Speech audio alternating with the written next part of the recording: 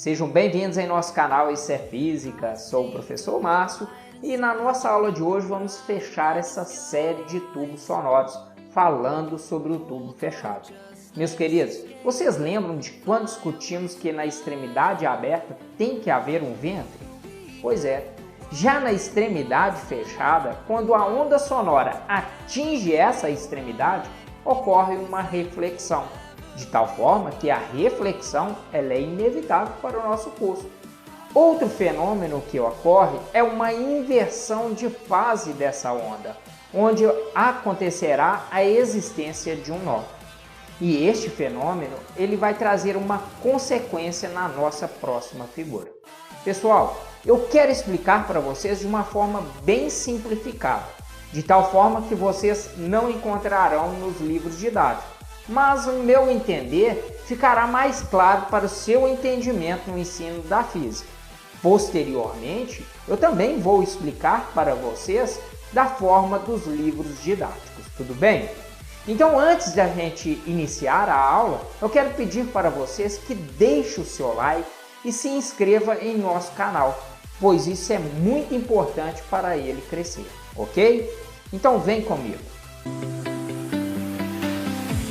I see the light inside you, brighter than the skies. Hold on, just let us escape and fly away tonight. Vamos falar do tubo fechado e vamos fazer a mesma sequência da aula anterior dos tubos abertos. Porém, agora nós temos um tubo fechado de um lado e um tubo aberto do outro, tudo bem, meus queridos? Quero deixar uma observação aqui para vocês. Algum pode estar se perguntando, mas não é um tubo fechado? Então deveria ser os dois lados fechados. Acalma, meu jovem. Quando falamos em tubo fechados, isso implica que um lado ele é fechado e o outro lado ele será aberto. É aonde vai produzir um som. Sendo assim, não tem como os dois lados serem fechados, pois caso contrário, onde estaria saindo o som, não é isso? Então nós vamos seguir a mesma sequência do que para o tubo aberto, porém com uma das extremidades fechadas. Sendo assim, na extremidade fechada, nós temos um nó. E na extremidade aberta, temos o ventre. Esse é o desenho mais simples que corresponde à menor frequência da nossa coluna de ar dentro deste tubo. Ou seja, este é o desenho do primeiro harmônico ou modo fundamental. Legal! Bem louco! Como é sabido, a velocidade do som é a mesma, pois eles estão no mesmo ar ou no mesmo ambiente. Sendo assim, na primeira figura, nós temos que a velocidade do som é o produto do comprimento de onda vezes a sua frequência. Na próxima figura, lembrando que devemos ter um nó de um lado e um ventre do outro. Porém, como tem que ser uma sequência, ou seja, nós temos dois nós e um ventre, tudo bem? Seguimos as regras. Simples, não é? Percebe que como de um lado ele é fechado e do outro é aberto, nós podemos dizer que nesta figura ela é assimétrica.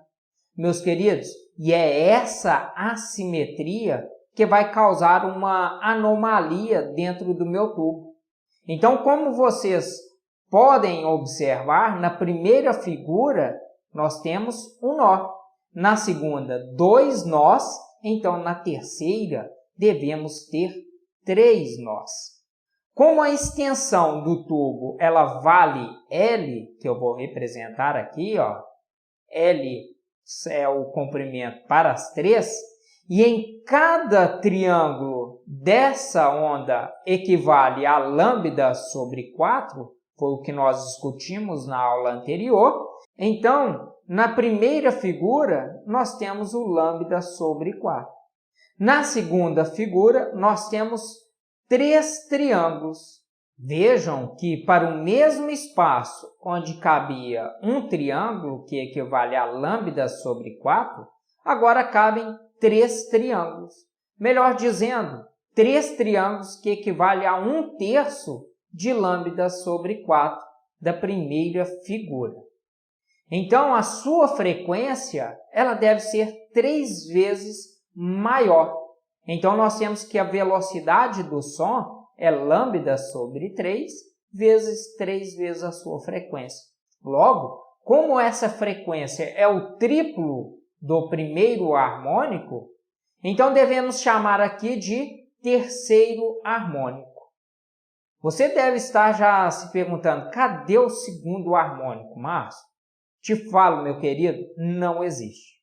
Em um tubo fechado, não temos o segundo harmônico, tudo bem? Que fique bem claro isso para vocês. Vamos para o próximo.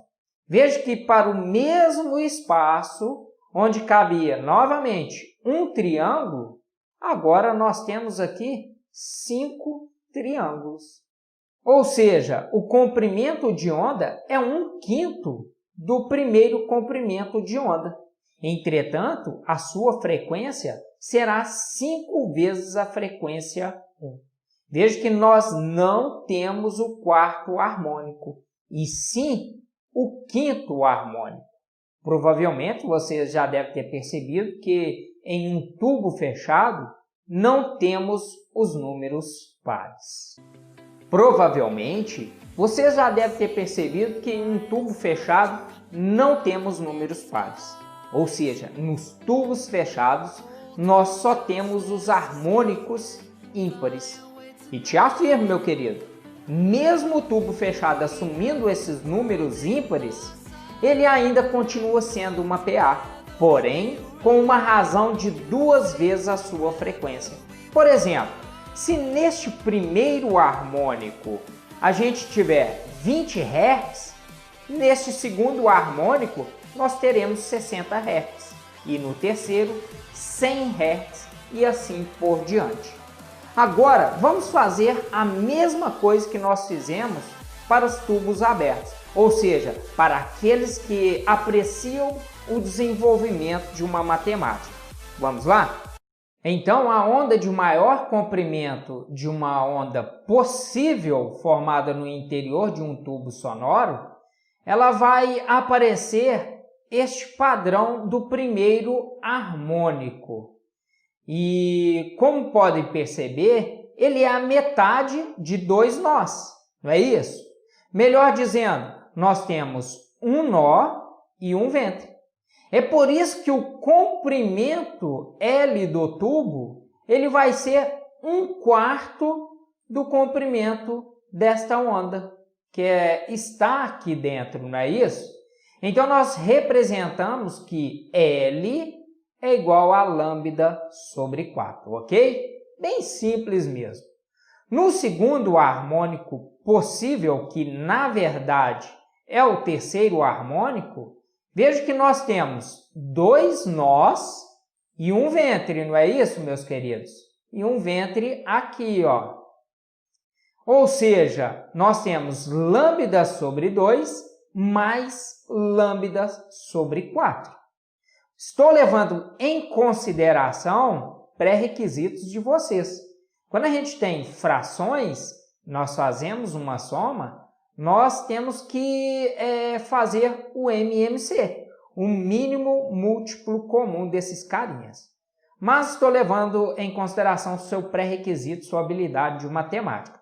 Caso contrário, se ficar alguma dúvida, deixe nos comentários que eu explico melhor para vocês, ou posso fazer uma aula a respeito disso, ou outro vídeo, tudo bem, pessoal? Então, fazendo essa soma de lambda sobre 2 mais lambda sobre 4, nós podemos dizer que o comprimento é igual a 3 vezes lambda sobre 4. E para o quinto harmônico, veja que nós temos 3 nós e um ventre. Novamente, eu vou somar lambda sobre 2 mais lambda sobre 2 mais lambda sobre 4. Ou seja, o comprimento deste tubo vai ser igual a 5 vezes lambda sobre 4.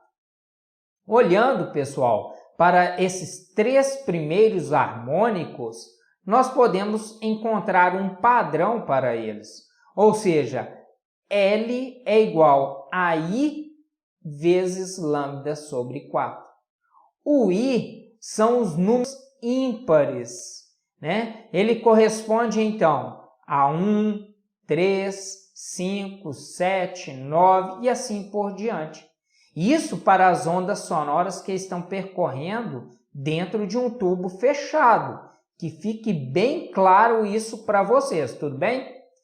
Vamos usar novamente a equação fundamental da ondulatória, onde a velocidade é igual ao comprimento de onda vezes a sua frequência.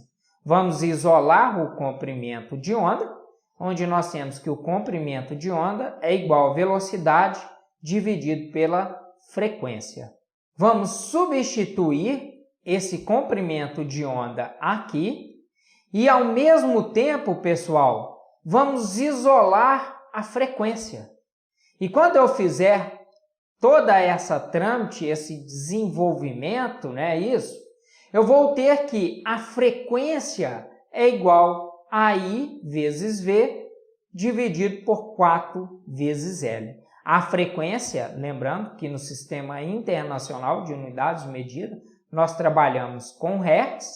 O I, que eu acabei de falar com vocês, são os números ímpares.